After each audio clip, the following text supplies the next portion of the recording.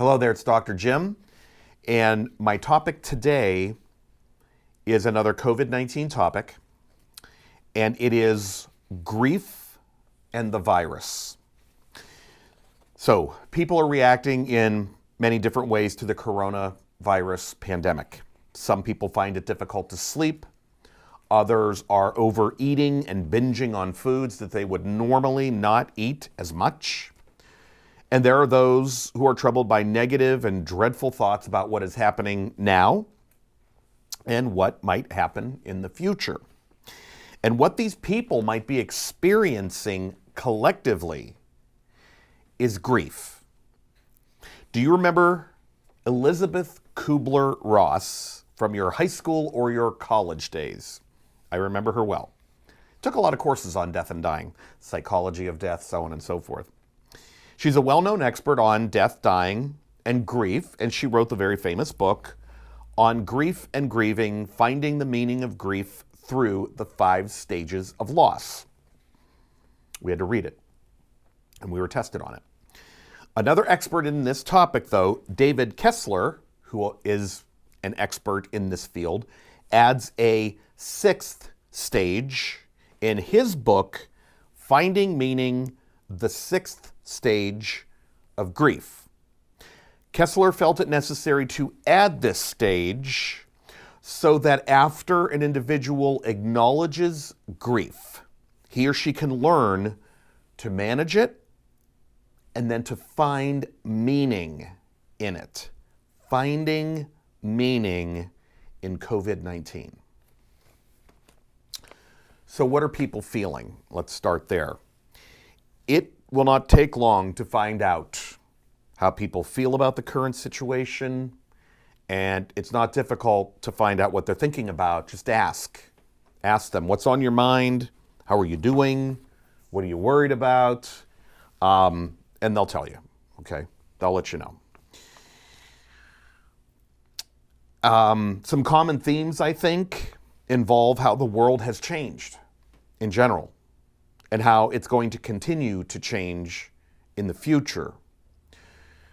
Some people think about the number of deaths that have already occurred and will add up over the next coming days and weeks.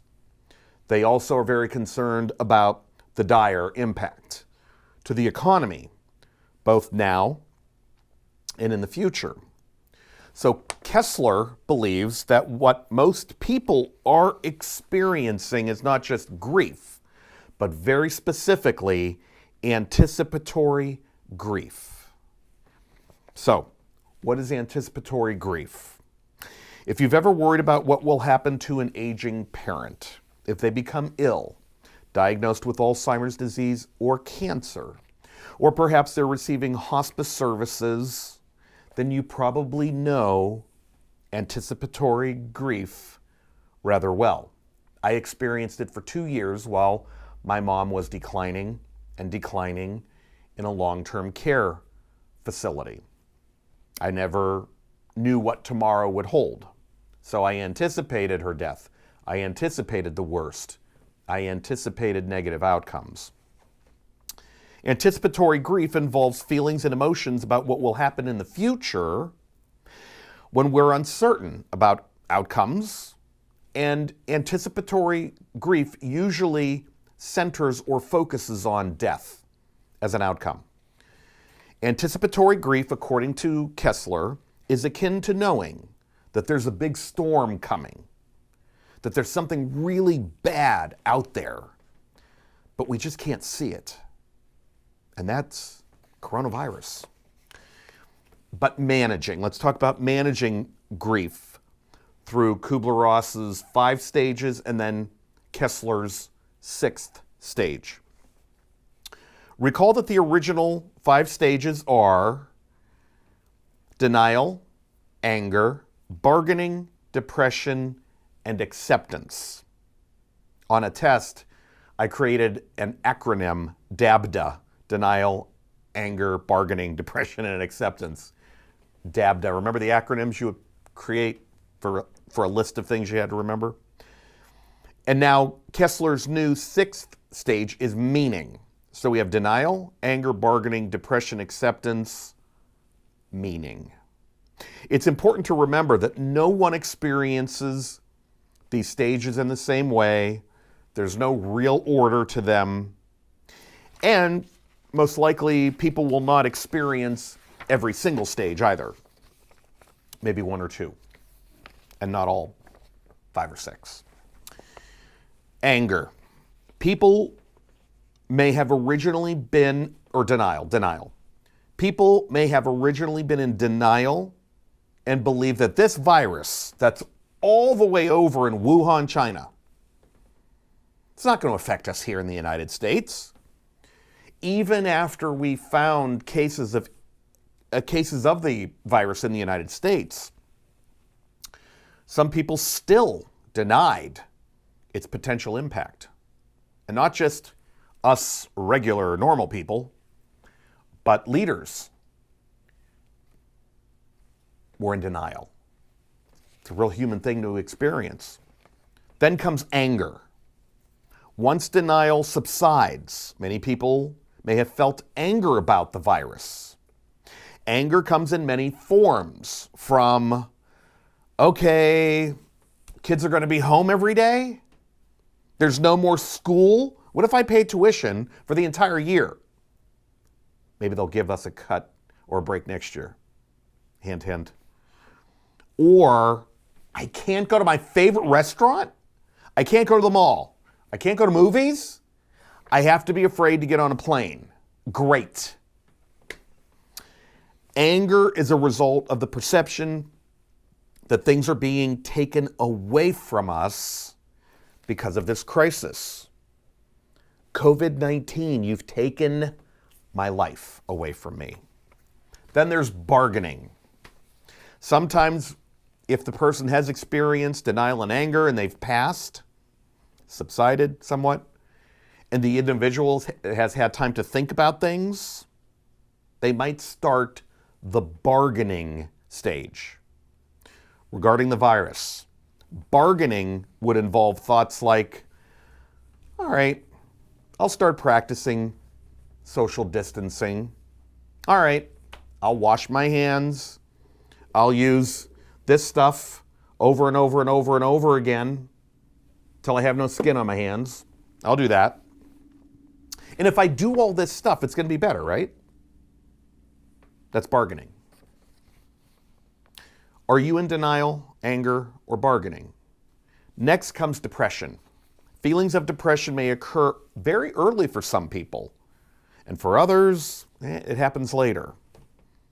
Maybe it happens once they have experienced denial, anger, or bargaining.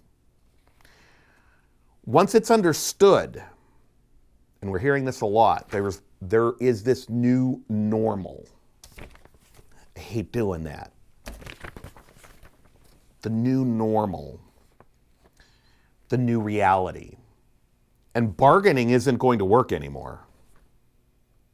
It might be quite natural to experience sadness, despair, and depression. There might actually be a sense of giving up and saying, who knows how long this is going to go on. And then we come to acceptance, hopefully. So are you in the depression stage? Kitty, be quiet. Trying to make a professional video here.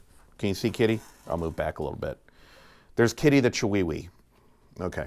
Usually it's Buddy. Kitty's there right now. Again, with acceptance, there will be people who accept the reality of the crisis very early on, and there will be others who go through these various stages. Individuals might realize, okay, this is real. This is happening.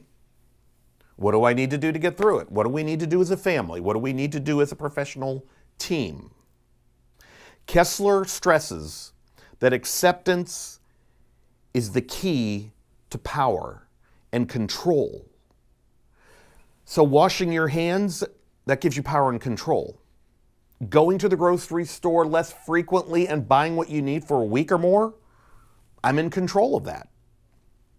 Wearing a mask, staying Now I'm hearing it's 7, 8, 9 feet away. So safe distances. I could do that. Working from home, if you have the luxury of doing that, cool. If you have to go to work, practice universal precautions. Be careful.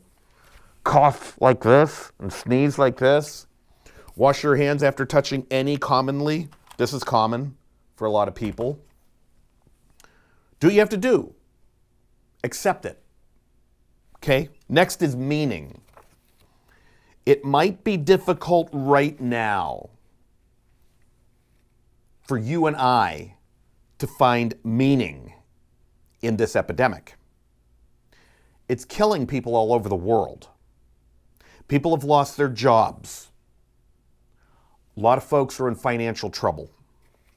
On the other hand, that's one way of looking at it, but on the other hand, families are spending more time together.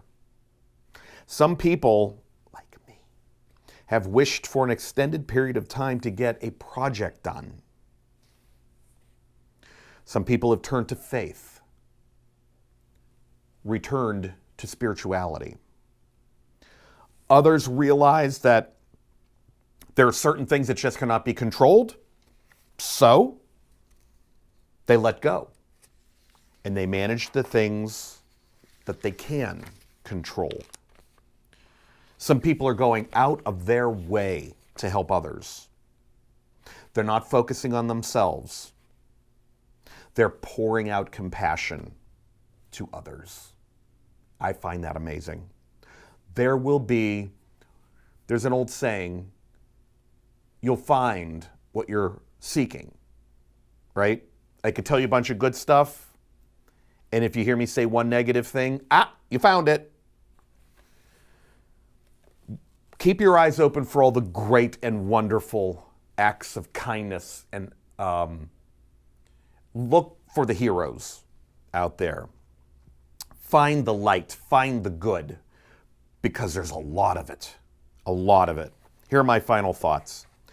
Our population and others around the world are collectively experiencing grief. There's no doubt about it.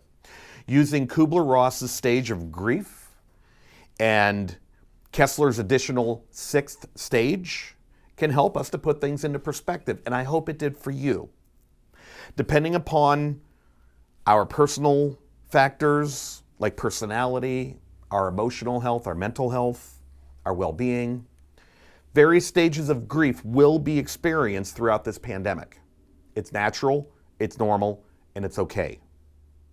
I hope we all find acceptance. I hope we all find meaning both now and after this crisis is long gone. I know I went really long with this video, but I thought it was a pretty good topic. Thank you for spending time with me. Come on back for more. I'll see you soon.